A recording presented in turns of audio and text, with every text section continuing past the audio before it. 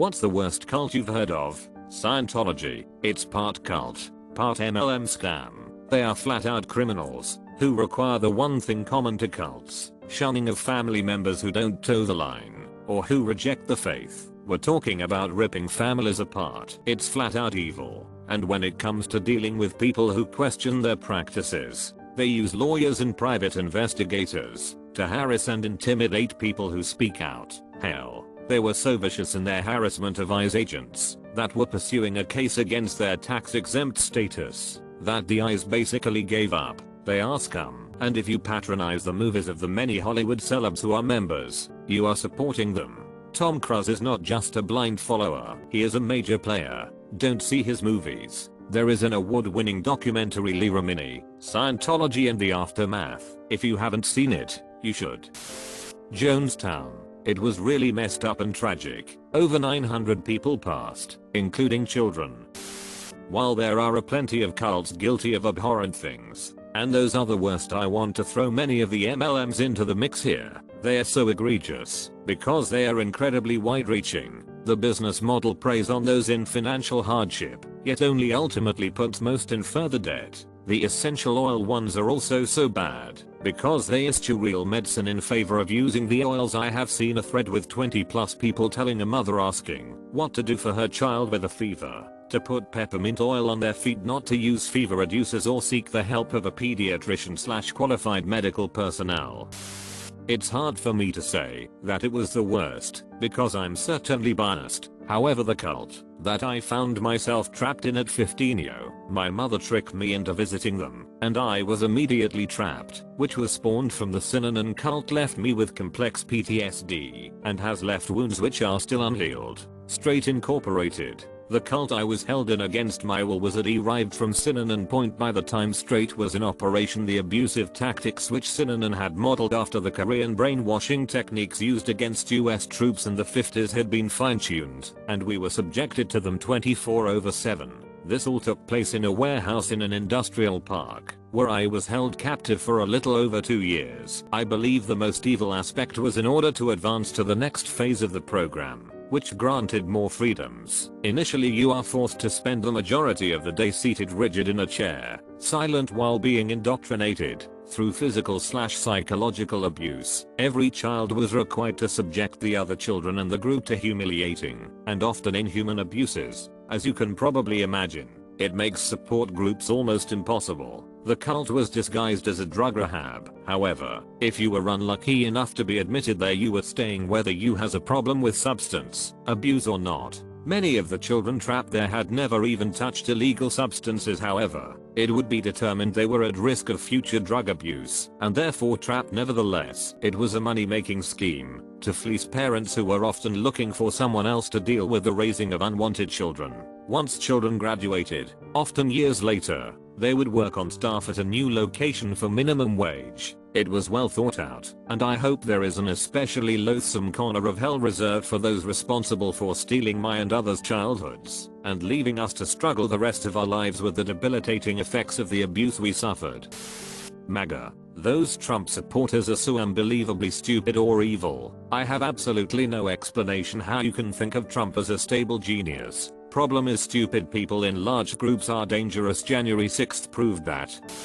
The Westboro Baptist Church, not even because of their beliefs, but because of how they act on them. They claim to be a church, that is, to have all the usual trappings of a church, but when you see them out in the world, they are basically a cult of misfits, some of whom are not even Christians, and most of whom have very odd beliefs of their own, with a huge following. For example, as long as a few years ago they started a campaign to protest funerals that had military members in them, and the strangest thing is that they are pretty much on the fringe, yet somehow seem to be popular among Christians. They use every method of argumentation possible to try and make people feel bad about themselves and their lives, and to try and force them into some form of conformity. To top it all off, they have a lot of connections in high places in government, and yes, they are connected with the government. The reason they are so active is that they believe there is a war coming.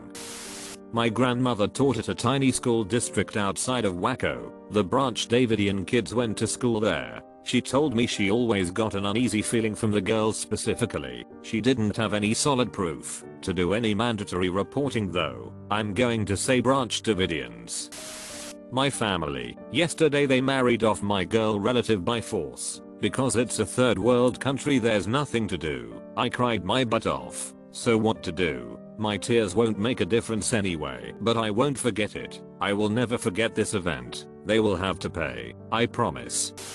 As I'm reading this and watching people debate what makes something a cult, I want to put out some important information from the Ike's list, but it was initially published through association with the CAN, before it was all Scientology-ish. Here is a list of characteristics that they find to be present in cults. They are not exclusive to cults. The group is focused on a living leader to whom members seem to display excessively zealous, unquestioning commitment. The group is preoccupied with bringing in new members. The group is preoccupied with making money. Questioning, doubt, and dissent are discouraged or even punished. Mind-numbing techniques, such as meditation, chanting, speaking in tongues, denunciation sessions, debilitating work routines, are used to suppress doubts about the group and its leader or leaders. The leadership dictates sometimes in great detail how members should think, act, and feel. For example, members must get permission from leaders to date, change jobs, get married. Leaders may prescribe what types of clothes to wear,